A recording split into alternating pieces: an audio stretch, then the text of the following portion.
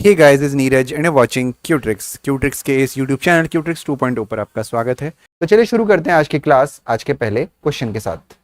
संख्याओं -20, -3/4, 1/2 और 10 में कौन सी संख्या अपने वर्ग से बड़ी है, यानी अपने स्क्वायर से बड़ी है। तो सबसे पहले हमें क्या करना है, हमें स्क्वायर निकालना है। क्या करना है? हर एक संख्या का स्क्वायर निकालना है। तो पहली संख्या है हमारा -20। ठीक है, तो -20 का स्क्वायर क्या होगा? -20 इंटू -20। तो -20 इंटू -20 कितना हो जाता है? 400 हो जाता है ना, 400 हो जाता है, क्योंकि माइनस माइनस कट जाएगा तो 400 आएगा। तो अगर हम ध्यान से देखें, आपसे पूछा गया कौन सी संख्या अपने वर्ग से बड़ी है, तो -20 400 से बड़ी तो है नहीं, छोटी है, तो यानी -20 हमारा आंसर नहीं हो सकता। ऑप्शन नंबर बी हमारा आंसर नहीं हो सकता। दूसरा हमारा ऑप्शन है -3/4 गुणा -3/4। तो माइनस का माइनस फिर से प्लस हो जाएगा, 3 तिया 9 बट्टा 4 चक्को 16। ठीक है, तो अब ये -3/4 है, ये प्लस का 9/16 है। देखो भले ही फ्रैक्शन में है, लेकिन जब आप इसको डिवाइड करोगे तो ये वैल्यू माइनस में ही आएगी और ये वैल्यू प्लस में आएगी, तो ये हमेशा वर्ग ही बड़ा होगा, यानी माइनस का 3/4 भी हमारा ऑप्शन नहीं हो सकता, आंसर नहीं हो सकता। फिर 1/2 गुणा 1/2 बराबर हो जाता है 1/4। अब यहाँ पे दो नंबर को हमको कंपेयर करना है, 1/2 और 1/4। तो 1/2 बड़ा है या 1/4 बड़ा है, इसके लिए आप एक चीज कर सकते हो। जब हम फ्रैक्शन का कंपैरिजन पढ़ते हैं तो वो क्या होता है, 1/2 और 1/4 यहाँ लिखो। आपको क्या करना है? क्रॉस मल्टीप्लाई कर देना है। ठीक है, यानी 4 को 1 से गुणा कर दो और 2 को 1 से गुणा कर दो। तो 4 से 1 को गुणा करोगे 4 आ जाएगा, 2 को 1 से करोगे 2 आ जाएगा।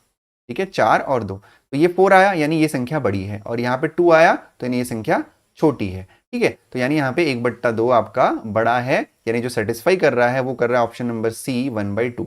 10 में बढ़ने की आवश्यकता नहीं है, क्योंकि आंसर हमारा यहीं आ चुका है।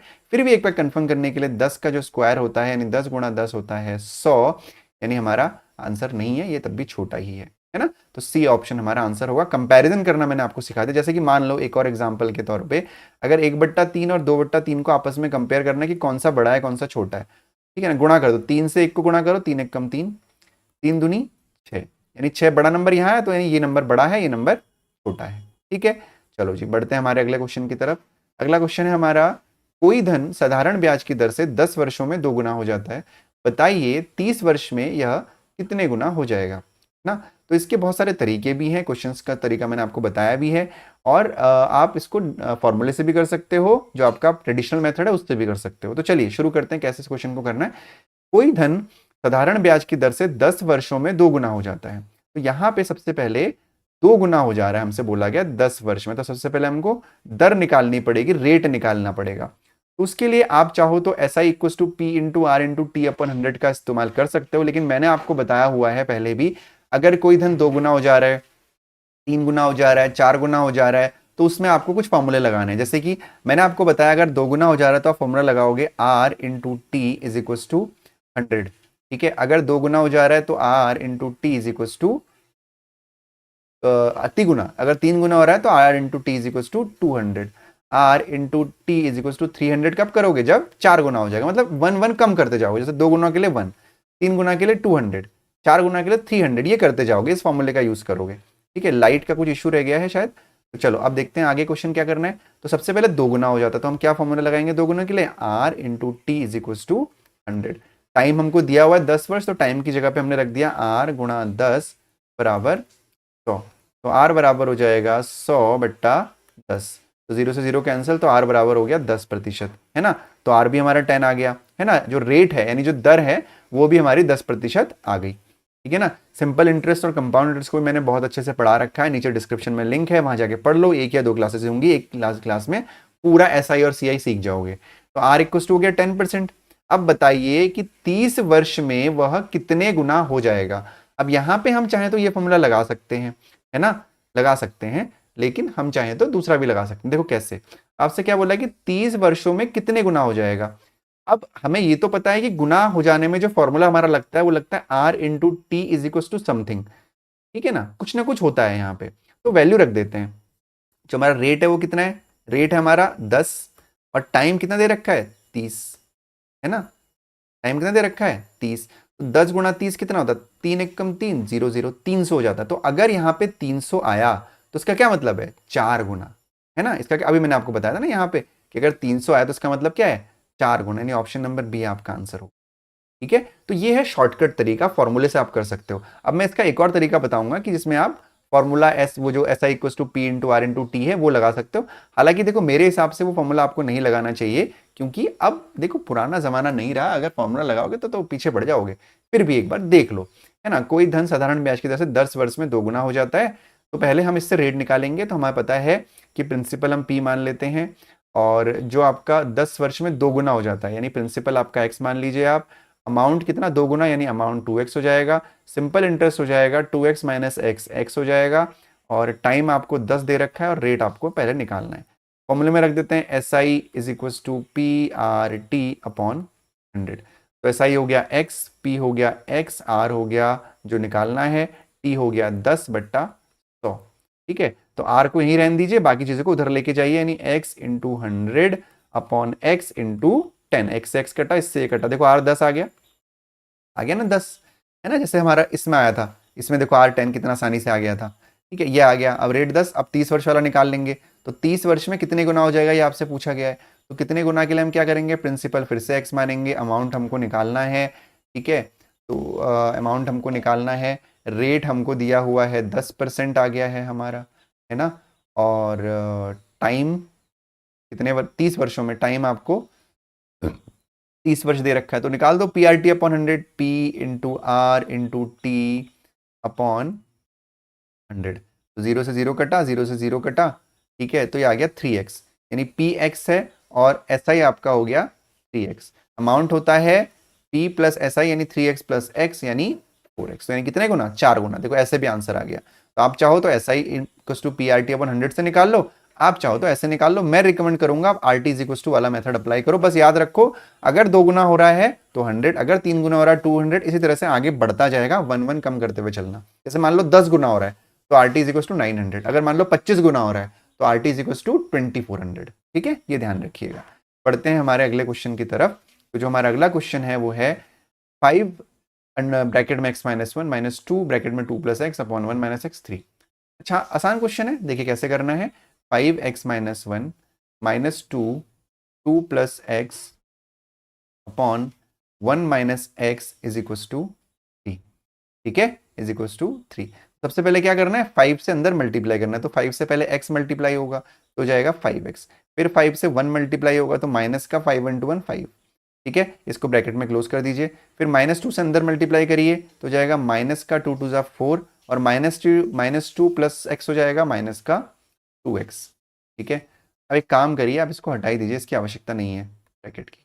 ठीक है, हाँ हो गया। अब हमें क्या करना है, अपॉन में आपका हो जाएगा 1 upon x 1 minus x is equal to 3। Cross multiply कर दीजिए, 1 माइनस एक्स को उधर लेके जाइए, और बाकी इसको सॉल्व करते हुए चलते हैं। तो 5x में से 2x चला जाएगा तो बचेगा आपका 3x, माइनस 5 और 4 9 इज इक्वल टू आपका बचेगा 1 माइनस एक्स इंटू 3। ठीक है, तो जाएगा 3x minus 9 is equal to 3 minus 3x, multiply कर दिया अंदर। अब एक काम करते हैं, x वाले को उधर लेके जाते हैं, 9 को इधर ले आते हैं। तो ये वाला पहले वाला 3x, अब ये जो 3x है वो माइनस का है, अगर वो इक्वल के इधर जाएगा तो प्लस का 3x हो जाएगा, और इधर 3 है, क्योंकि ये 9 यहाँ पे माइनस का है, ये इक्वल किधर जाएगा तो प्लस का 9 हो जाएगा। तो 3x और 3x आपका 6x इज इक्वल टू 9 और 3 12, यानी x इज इक्वल टू 12, 6 इधर गुणा में है तो बट्टे 6 हो जाएगा, यानी x इज इक्वल टू 2। यानी हमारा आंसर हो गया ऑप्शन नंबर ए। बहुत आसान क्वेश्चन था, उम्मीद करता हूँ समझ में आया होगा। अगर क्लास अच्छी लग रही है तो लाइक बटन दबा दो और आगे बढ़ते हैं। अब आते हैं एवरेज पे। देखो एवरेज का क्वेश्चन तो आ ही रहा है हमेशा, एक ना एक क्वेश्चन तो इसको तो करना ही है। एक कक्षा में 32 छात्रों का औसत भार 30.5 किलोग्राम है ना। यदि अध्यापक का भार भी शामिल कर लिया जाए तो औसत भार में 500 ग्राम की वृद्धि हो जाती है, अध्यापक का भार होगा। अगर आप लोगों ने, जैसे आज कौन सी क्लास है, 20th क्लास है, अगर आपने इससे पहले की क्लासेस देखी हैं तो वहां पे भी मैंने बहुत अच्छे से आपको एवरेज एक्सप्लेन किया हुआ है। अगर आपको एवरेज अच्छे से पढ़ना है तो डिस्क्रिप्शन बॉक्स में एवरेज वाले प्लेलिस्ट पे जाओ और पहले उसको अच्छे से पढ़ो। अदरवाइज मैं यहाँ पे भी आपको बहुत डीपली यहाँ पे मैं आपको समझा रहा हूँ कि कैसे आपको करना है। ठीक है, ध्यान देना। देखो अब एवरेज क्या होता है, एवरेज आप लोगों को पता होना चाहिए। एवरेज क्या होता है, जब हमें कुछ लोगों का, जैसे मान लो 4 संख्याओं का औसत निकालना है या एवरेज निकालना है या मीन निकालना है या माध्य निकालना है, तो क्या करते हैं, उन सबको जोड़ते हैं और 4 से डिवाइड कर देते हैं। तो यहाँ पे 32 छात्रों के औसत की बात की गई है। 32 छात्रों के औसत भार की बात की गई है। तो जरा ध्यान देना, बहुत डीप में मैं समझाऊंगा। 32 छात्र, मान लेते हैं कि ये पहले छात्र का भार है, ये दूसरे छात्र का भार है, ये तीसरे छात्र का भार है, प्लस ऐसे करते करते सारे कितने 32 छात्रों का भार हो गया। इस भार को जब हमने 32 से डिवाइड किया होगा, 32 से डिवाइड किया होगा, तब जाके हमारा एवरेज आया होगा 30.5। ठीक हो गया। अब बेटा एक बात बताइए, 1 2 3 मतलब ये 32 बच्चों का जो औसत भार भार है उसको 32 से डिवाइड किया, तो यहां पे हम क्रॉस मल्टीप्लाई कर सकते हैं। मतलब पहले स्टूडेंट का भार प्लस दूसरे स्टूडेंट का भार प्लस तीसरे स्टूडेंट का भार प्लस ऐसे ऐसे 32 स्टूडेंट का भार, यानी सभी बच्चों के भार का योग कितना हो जाएगा? 30.5 गुणा 32, यही तो होगा, है ना, गुणा क्रॉस मल्टीप्लाई हो जाएगा। यानी जो आपके 32 बच्चे हैं उन सब का जो भार है उसका सम, उसका योग 32.5 गुणा 32। तो एक काम करते हैं, 30.5 गुणा 32 को रफ में मल्टीप्लाई कर लेते हैं। ठीक है, हालांकि इसको करने के भी शॉर्टकट्स हैं, लेकिन मैं आपको भी शॉर्टकट्स नहीं बता रहा हूं। ठीक है, तो ये हो जाएगा कितना, 2 पंजे 10, ये होगा 1, 3 दूनी 6, क्रॉस करिए, 3 पंजे 15, 3 शून्य शून्य और 1, 3 3 9। मैं इंग्लिश हिंदी दोनों में कर सकता हूँ, 0 5 और 1 6, 6 और 1 7 9। ठीक है, तो मैं हिंदी इंग्लिश दोनों में बोल रहा हूँ जिससे कि दोनों मीडियम के बच्चे कंफर्टेबल रहें। ये हो गया, डेसिमल लग जाएगा आपका यहाँ पे, तो ये हो गया 976 केजी, किलोग्राम। ठीक है, 976 किलोग्राम। और ये जो रफ मैंने मल्टीप्लाई किया है इसको मैं यहाँ से डिलीट कर देता हूँ। ठीक है, तो ये आपको ध्यान रखना है कि एक से लेके जितने 32 बच्चों का जो योग है उनके भार का वो 976 आ गया। ठीक है, उसके बाद यदि अध्यापक का भार भी शामिल कर लिया जाए तो औसत भार में 500 ग्राम की वृद्धि हो जाती है। अब फिर से ध्यान दीजिएगा। ठीक है, ये पहले बच्चे का भार, ये दूसरे बच्चे का भार, ये तीसरे बच्चे का भार, इसी तरीके से ये 32वें बच्चे का भार, प्लस इसमें हमने वो जो अध्यापक है, जो टीचर है, उसका भार भी जोड़ दिया। और इसको आप कितने से डिवाइड किया? 32 बच्चे और एक टीचर, 33 से डिवाइड कर दिया, है ना। तब जाके कितना आया कि पहले जो आपका औसत भार था 30.5 पहले औसत भार था, उसमें 500 ग्राम यानी आधा किलो बढ़ गया, यानी 0.5 बढ़ गया, यानी ये हो गया 31 हो गया, 31 हो गया।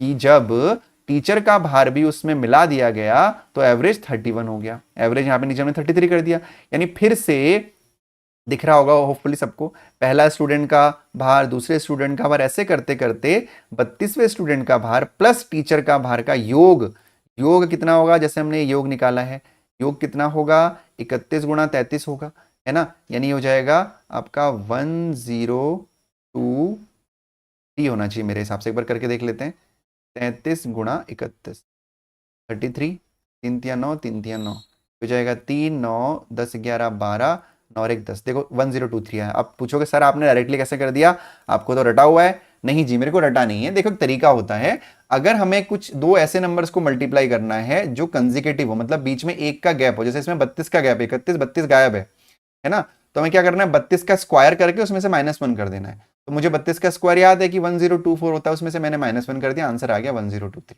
वैसे बहुत सारी ट्रिक्स होती हैं, है ना।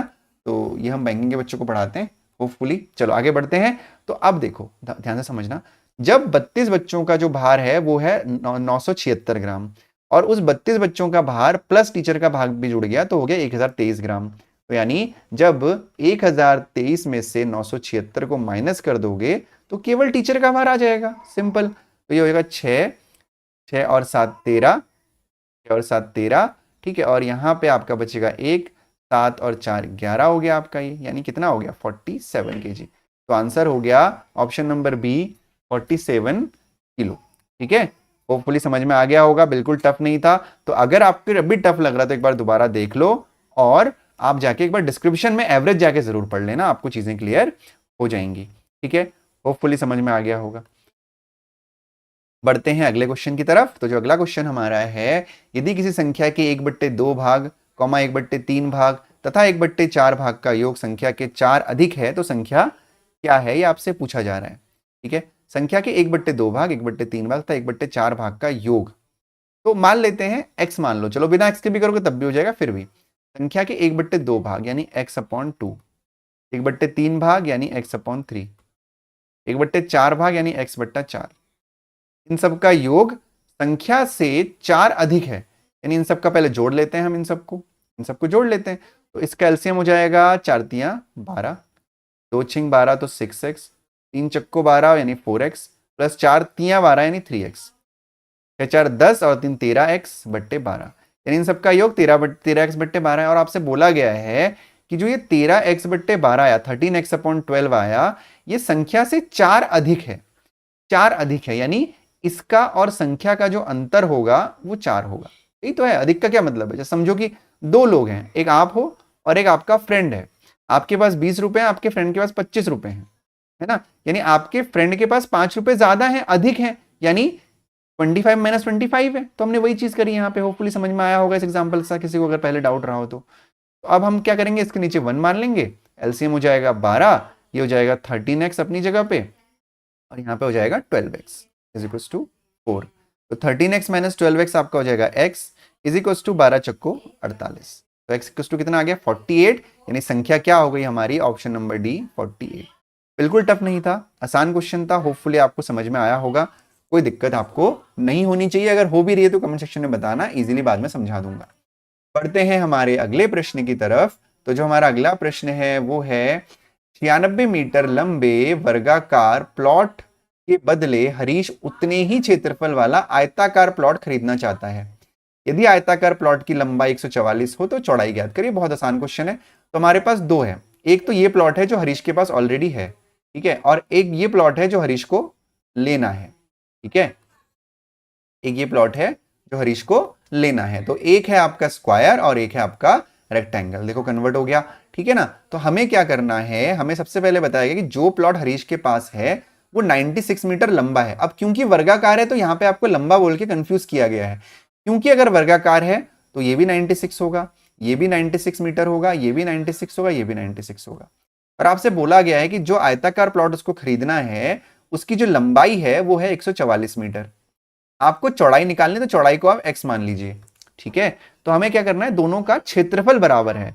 तो भाई वर्ग का क्षेत्रफल क्या होता है, एरिया ऑफ स्क्वायर क्या होता है, साइड इंटू साइड, यानी वर्ग का क्षेत्रफल यानी 96 गुणा 96 बराबर इसका क्षेत्रफल कर देंगे। इसका क्षेत्रफल क्या होता है, लंबाई गुणा चौड़ाई, यानी 144 गुणा x। तो x का मान कितना हो जाएगा, 96 गुणा 96 अपॉन 144, ठीक है। अब इसको कट करना है तो 12 से कट कर देता हूं मैं सीधे, ठीक है। तो 12 8 जा 96, 12 12 जा 144, फिर 12 से कट कर दिया, 12 8 जा 96, 8 8 जा 64 मीटर उस आयताकार प्लॉट की लंबाई चौड़ाई होगी, जो है ऑप्शन नंबर सी।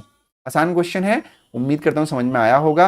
दोबारा समझ लीजिए, वर्गाकार प्लॉट का जो क्षेत्रफल होता है वो होता है भुजा गुणा भुजा, यानी साइड इंटू साइड, और रेक्टेंगल का जो होता है वो होता है लंबाई गुणा चौड़ाई। एक ही बात है ना, साइड इंटू साइड इसमें भी आप कह सकते हो, ठीक है। दोनों को इक्वल कर दिया क्योंकि बोला गया था कि क्षेत्रफल सेम है हमारा, ठीक। आंसर आ गया हमारा 64 मीटर। तो होपफुली आपको आज की क्लास अच्छी लगी होगी, ठीक है। अगर क्लास अच्छी लगी है तो लाइक शेयर और सब्सक्राइब जरूर करना, ठीक है। और मिलेंगे आप लोगों से अगली क्लास में, तब तक अपना ध्यान रखिए, पढ़ाई करते रहिए